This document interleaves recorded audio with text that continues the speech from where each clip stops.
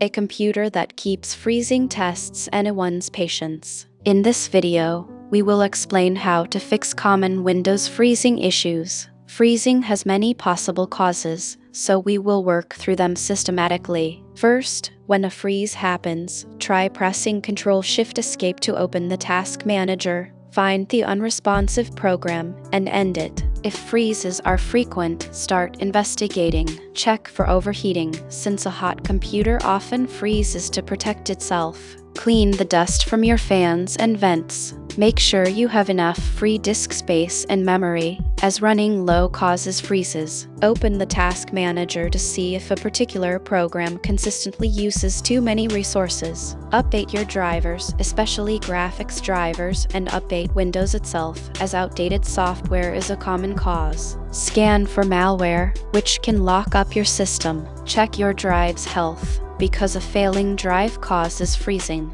If freezes started recently, think about what changed, like a new program or update, and consider removing it. Run the System File Checker to repair corrupted files. If problems persist, booting into safe mode helps identify whether software or hardware is to blame. Working through these steps usually identifies and resolves the cause of freezing.